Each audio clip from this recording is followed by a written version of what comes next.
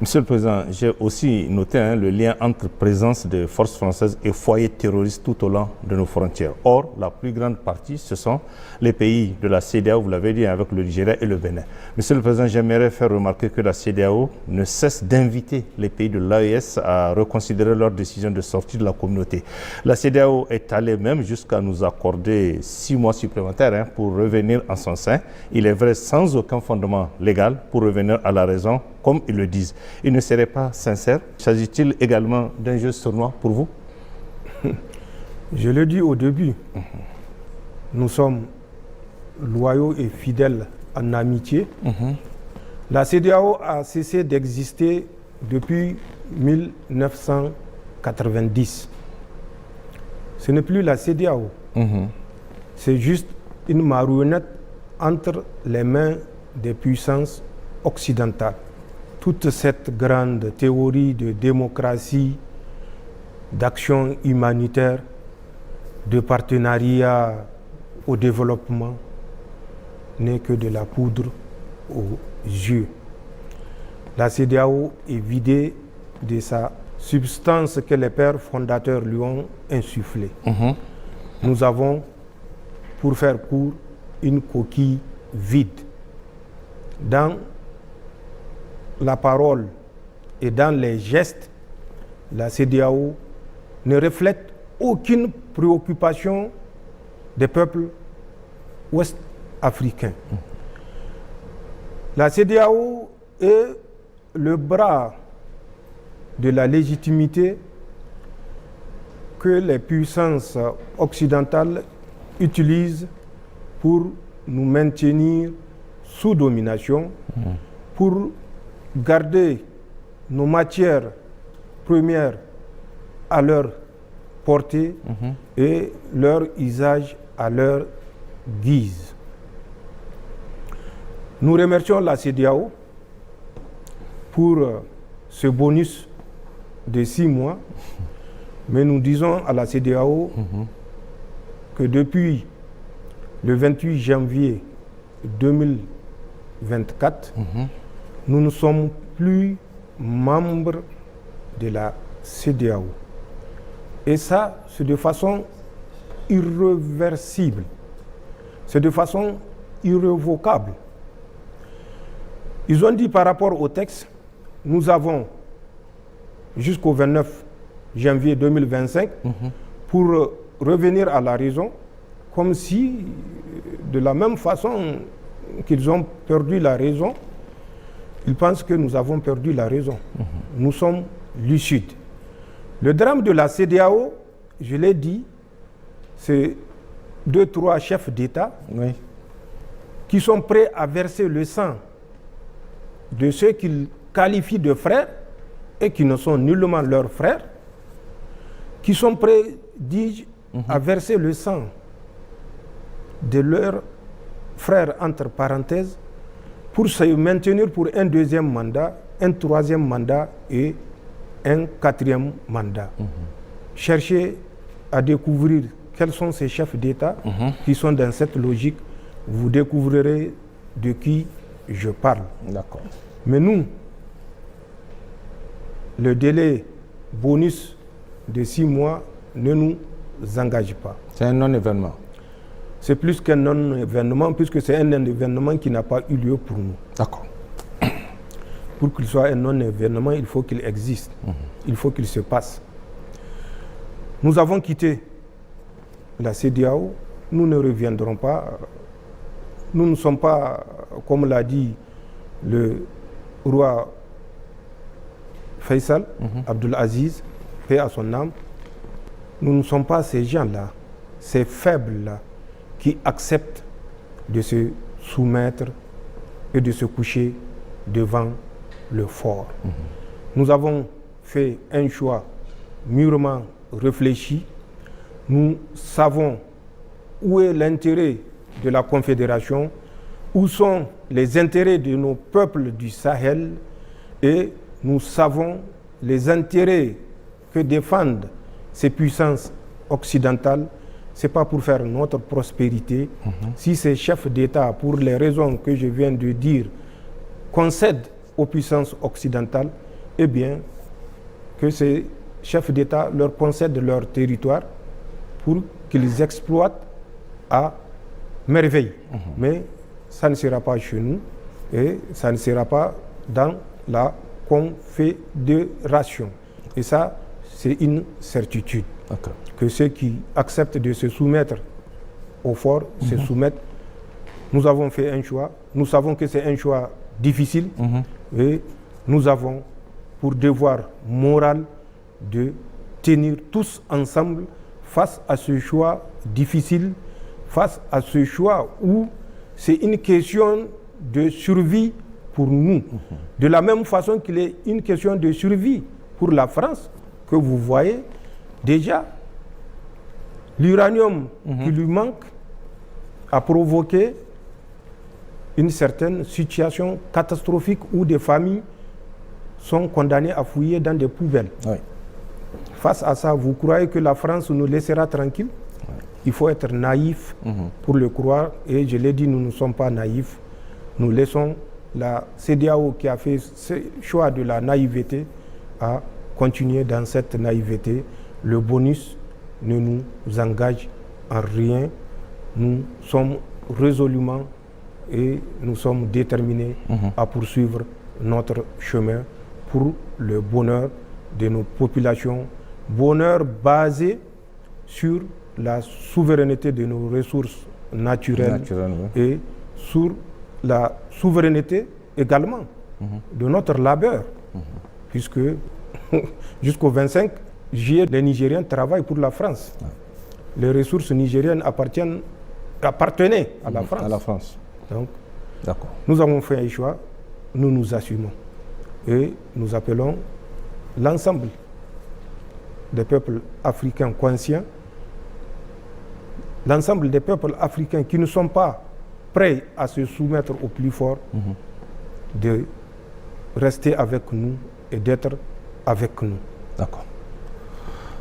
Monsieur le Président, pour finir cet entretien, quel sera votre message à l'endroit du peuple nigérien et de nos concitoyens de l'AES? Message ou les messages que j'adresserai au peuple nigérien et au peuple de la Confédération et au-delà au peuple africain sont les suivants. Pour les Nigériens, nous suivons certaines personnes qui pensent que le contexte est un contexte qui prête à des positions partisanes, un contexte qui prête à des positions dilatoires. De Nigériens qui pensent que c'est le moment de jouer aux apatrides. C'est vrai, ils l'ont fait. Beaucoup l'ont fait et ils sont actuellement en fuite. Ils ont signé des documents autorisant les forces étrangères à bombarder le peuple nigérien. Nous sommes conscients, en toute communauté, il y a des renégats, mais que ceux qui sont sur le territoire nigérien comprennent que le combat n'est pas le combat du CNSP. C'est un combat de tous les Nigériens. Le CNSP a fait sa part en délivrant ce pays de la domination coloniale, néocoloniale et impérialiste. Quand j'écoute, malheureusement, des personnes instruites, docteurs ou professeurs ou chercheurs, qui pensent que le simple fait, par exemple, de déchoir ces renégats qui ont incité à détruire le Niger de leur nationalité, que cela est un acte d'injustice. Je me dis que le Niger a malheureusement des jours sombres. Puisque, pour un peu caricaturer, c'est un aveugle qui est guidé par un autre aveugle plus aveugle, parce que non seulement il est aveugle, mais il est sourd et muet. C'est ça le drame à travers ces personnes instruites du Niger qui pensent que c'est le moment de jouer au dilatoire, c'est le moment de jouer au perroquet.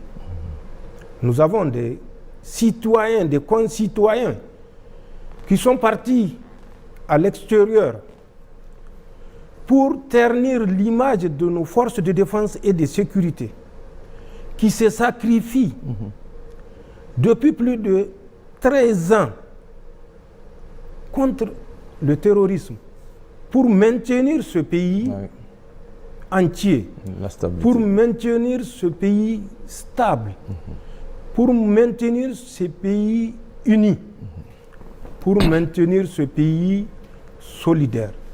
Et que des gens s'attaquent pour des besoins ou des intérêts égoïstes et partisans à nos forces de défense et de sécurité et les qualifier de tous les noms d'oiseaux.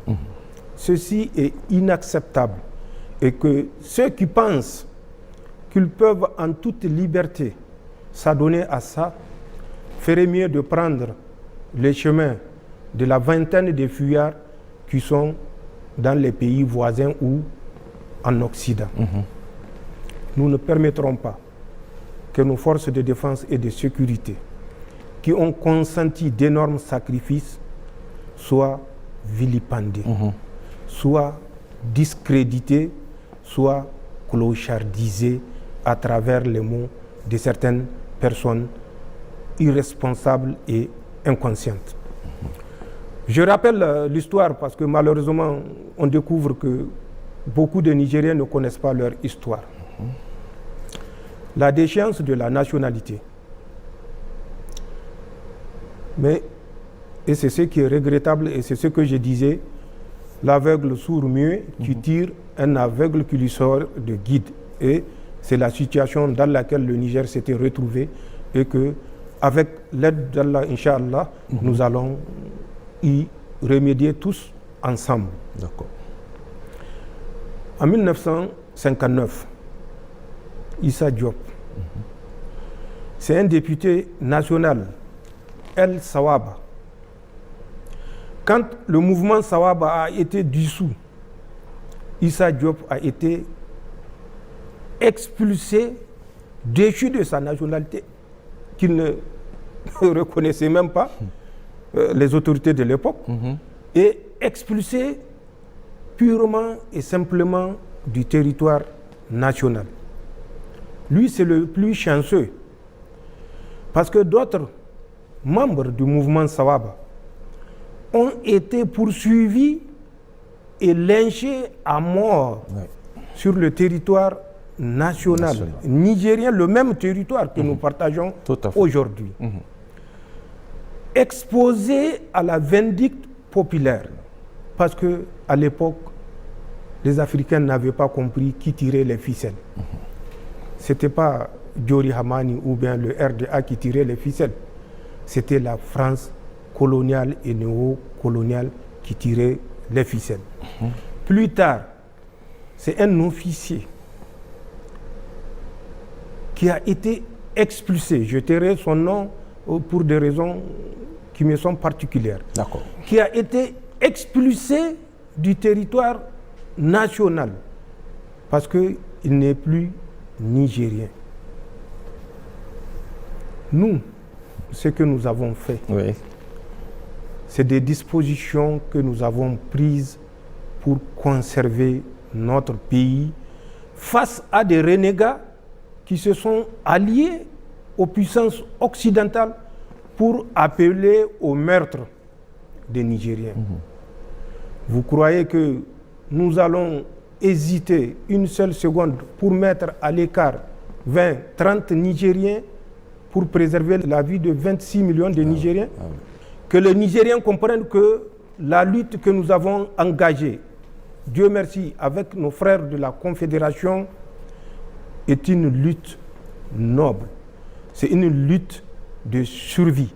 C'est une lutte d'affirmation de notre dignité en tant qu'être humain tout court. C'est une lutte d'affirmation de notre souveraineté et de notre droit à assurer notre autodétermination en tant que peuple sahélien tout court.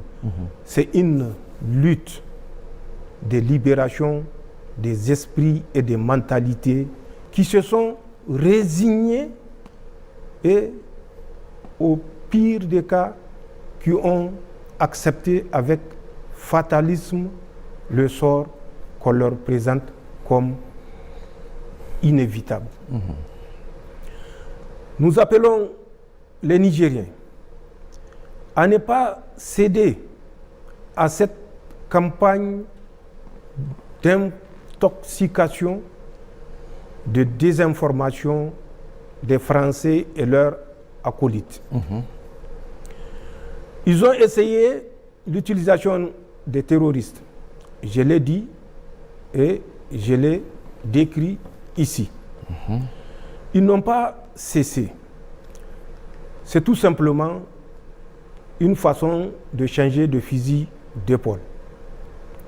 Face à l'unité des forces de défense et de sécurité, appuyées par un peuple vaillant, il faut passer par la désinformation pour nous diviser.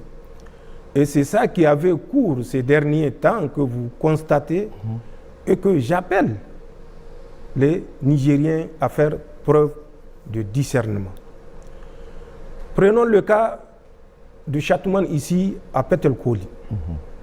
Qu'est-ce qui s'est passé? Bien avant ça, il faut que les Nigériens soient reconnaissants envers leurs forces de défense et de sécurité. Les Français avaient instruit les mouvements terroristes d'empêcher les Nigériens cultivent dans leurs champs. Tirer à vue sur tout agriculteur ou éleveur nigérien qui va s'opposer à cette injonction. Les forces de défense et de sécurité se sont réunies et elles ont, à travers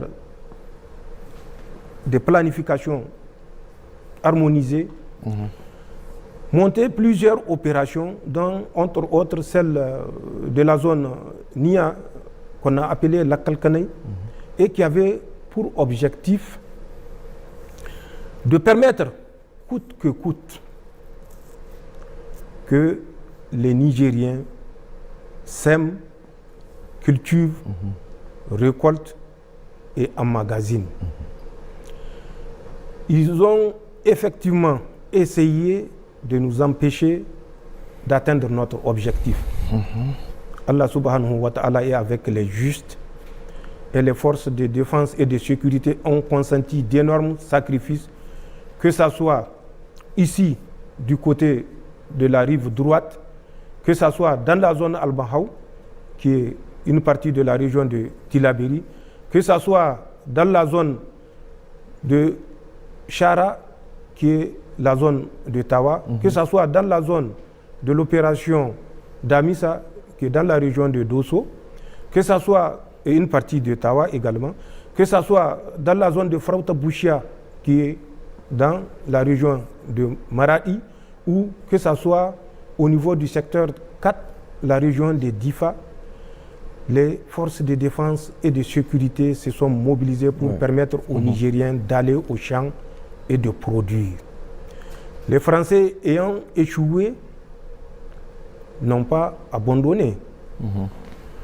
Il fallait coûte que coûte prouver au monde qu'après leur départ du Niger, le ciel est tombé sur la tête des Nigériens ou sur les têtes des Nigériens et qu'il va falloir prendre attache avec le Conseil de sécurité des Nations Unies pour évoquer le droit d'ingérence humanitaire. C'est en ce sens qu'ils avaient crié à la famine, vous vous rappelez, il y a quelques mois, le long du lac Tchad. C'est ça. Ils ont annoncé que ça ne va pas, les récoltes n'ont pas donné. C'était juste du dilatoire. C'était pour s'installer dans le lit du lac Tchad. Ils ont annoncé au Niger, déjà du 20 au 26 juillet de cette année, que des éléments des forces de défense et de sécurité sont tombés dans une embuscade. 500 morts. Ensuite, ils sont revenus vers le 26 pour dire autant pour nous, nous avons révisé le bilan, c'était 200 morts. Récemment, vous avez suivi à travers ce qui s'est passé à Petelkoli. Petelkoli, c'est de la lutte informationnelle. Qu'est-ce qui s'est passé à Petelkoli? Ils avaient annoncé 100 à 200 morts parmi les forces de défense et de sécurité, une centaine de civils massacrés. C'était effectivement leur intention et c'était les intentions de leurs suppôts. Qu'est-ce qu'ils avaient planifié à Chatoumane? Les forces de défense et de sécurité assuraient la sécurité de ce marché de Chatoumane. Ayant constaté cet état de fait, les Français avaient organisé, équipé, je vous ai parlé du matériel qui a été acquis, les drones. Renseignez-vous auprès des populations. C'est ça le drame du Niger.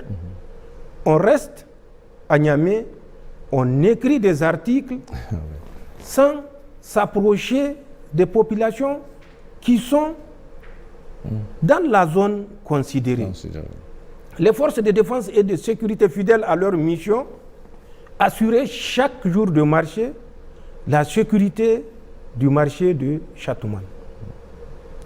Les Français, à travers leur proxy, ont mené plusieurs campagnes de reconnaissance avec des drones. Demandez à la population. Je ne dirai pas au FDS parce qu'on va dire que non, les FDS ont été instruits pour donner la version. Mais approchez-vous des populations, demandez-leur ce qu'elles voient la nuit ou le jour. Elle vous le dira. Donc, ils ont conçu un massacre autour de Chatoumane. Et pour ça, certains Nigériens ont été mis à contribution, vous le savez, ou souvent d'autres, par ignorance, laissent les services français utiliser leur page Facebook, Twitter ou X et autres. Ils ont conçu cette attaque et nous avons des renseignements précis. Dieu, je l'ai dit, est avec les justes. Dès que la colonne avait quitté le Mali, nos frères de la Confédération nous ont saisis. Avant même que la colonne ne quitte, ils nous ont saisis parce qu'ils ont mis la main sur un chef terroriste et qui a révélé plutôt le plan machiavélique qui est prévu pour Chatoumane et de façon globale Petelkoli. Il nous avait dit d'être en alerte, les Français avec le groupe de soutien à l'islam et aux musulmans. Je ne sais pas quel islam et quel musulman, puisque nous sommes des musulmans. Si ce groupe soutient les musulmans et l'islam, ce n'est pas des Français quand même qui vont lui dire de massacrer des populations nigériennes, burkinabées ou maliennes et qu'ils les massacrent. Tout à fait. Donc, c'est des mots. Revenons à Petelkoli. Nous suivons les mouvements de cette colonne. D'autres mouvements ont été observés du territoire du Burkina vers toujours cette zone de Petelkoli, puisque c'est une zone qui est assez couverte. Ensuite, des mouvements des terroristes qui ont quitté la région du côté Tamou, la région de Torodi, pour faire jonction avec ces 3 colonnes observées. Et la manœuvre était planifiée par les forces spéciales françaises. Elle consistait à encercler les forces armées nigériennes, ou de façon plus générale, les forces de défense et de sécurité qui assurent la sécurité de ce marché-là le jour du marché de Chatouman. Un élément a été envoyé, comme à l'habitude, pour sécuriser Chatouman. Dieu étant avec les justes, le dispositif que ces Français ont observé et à partir duquel ils ont conçu leur manœuvre consistant à massacrer les FDS nigériennes et bien sûr par dégâts collatéraux les victimes civiles sur les tombes desquelles la France, à travers RFI ou leur deuxième appendice BBC, vont venir verser des larmes de crocodile. C'était ce qui était prévu. Un carton dans le marché de Chatouman qui est sécurisé au moment de l'assaut ou qui aurait dû être sécurisé au moment de l'assaut par les groupes terroristes qui ont fait mouvement du Mali, du Burkina et du Niger, notamment Tamou, Torodi et autres. D'accord. Mais Dieu étant du côté des justes, nos éléments ont changé de position. Face aux renseignements que nous avons reçus, un autre plan de déploiement a été initié et l'ennemi qui a été sensibilisé, formé, entraîné pour faire ce massacre, qui a été annoncé avant même l'action de Chatouman. RFI avait annoncé, vous avez suivi la page d'un certain Ingadé, avait annoncé plus de 100 FDS nigériens massacrés. Une centaine de civils, malheureusement, tués dans les échanges de tirs. Aucun civil n'a été tué à Chatouman. Aucun civil n'a été tué à Chatouman, vous pouvez le vérifier auprès de la population de Chatouman. Quand ces terroristes étaient arrivés, ils ont trouvé que le dispositif que leur sponsor avait reconnu n'est plus le même. Ils ont traversé le village de Chatouman. Ils avaient demandé à la population de Chatouman de ne pas bouger pour ne pas éveiller les soupçons des FDS qui étaient positionnés à 2 ou 3 kilomètres un peu plus loin de la position initiale. Donc les populations étaient tétanisées, elles n'ont pas bougé. Les terroristes ont continué leur manœuvre d'encerclement de nos positions. Ce qui s'est passé, à un certain moment, les FDS nigériennes vont observer le mouvement de 3 motos. Et ils ont des drones. Les mêmes drones que la France avait commandés à travers le ministère de l'Intérieur béninois au profit des terroristes. Les mêmes drones que la France avait commandés à travers Ahmed Aboubakar Roufaï pour équiper les terroristes Lakurawa. Nous avons des drones, petits drones tactiques plus performants. Ils ont utilisé ces drones et au cours de la reconnaissance, ils ont constaté cette manœuvre d'encerclement.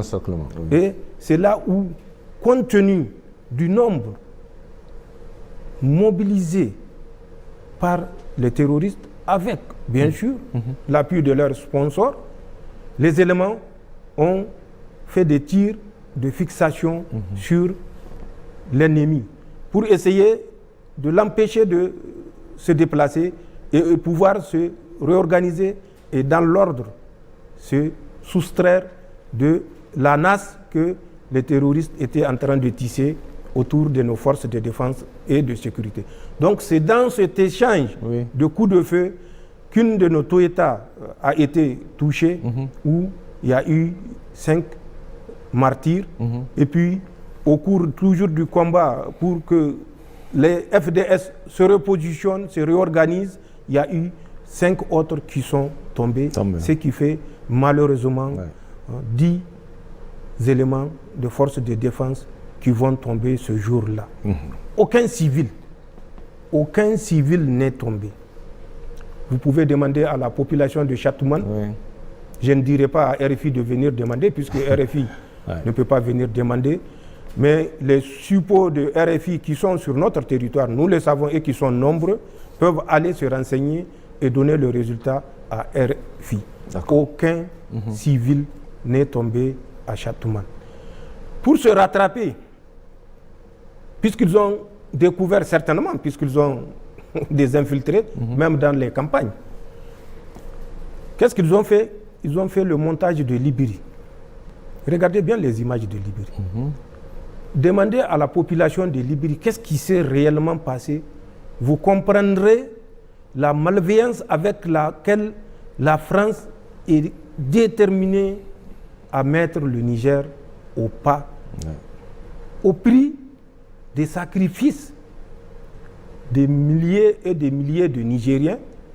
Malheureusement, comme ils l'ont réussi au Nigeria, je ne sais pas si vous avez vu une récente étude qui fait qu'à le 23 mai 2023 au 24 avril 2024, 600 000 Nigérians ont été tués par les mouvements terroristes. Plus de 2 millions ont été pris en otage, avec à peu près 3 milliards de dollars de paiement de rançon. Ces chiffres que je donne, c'est les chiffres du Bureau national de la statistique du Nigeria. Vous pouvez vérifier, et ils ont communiqué. 600 000 tués, 2 milliards 790 millions de dollars. De rançon. Exactement, de paiement de rançon. Et ça, c'est ce qui a été officiellement enregistré. Il y a des paiements de rançon qui se font à l'insu des autorités. Bien sûr. Ils sont nombreux. Donc, c'est pour vous dire, c'est cette même situation que la France veut créer au Niger. Nous n'allons pas nous taire et il n'est pas de notre responsabilité de nous taire. C'est une façon d'appeler les Nigériens à comprendre les enjeux, à comprendre ce qui se passe et à éviter d'être les porte-voix de la France néocoloniale. Le message que je lance aux compatriotes nigériens, c'est de continuer à garder cette flamme que nous avons allumée pour notre indépendance totale, allumée. Le message que j'ai envers les Nigériens et les autres peuples de la Confédération, c'est de continuer à prier pour que nos États restent debout. Aucune puissance, quelle qu'elle soit, n'est au-dessus de la puissance d'Allah subhanahu wa ta'ala. Le message que je lance, c'est un message de solidarité entre peuples nigériens et entre peuples de la Confédération.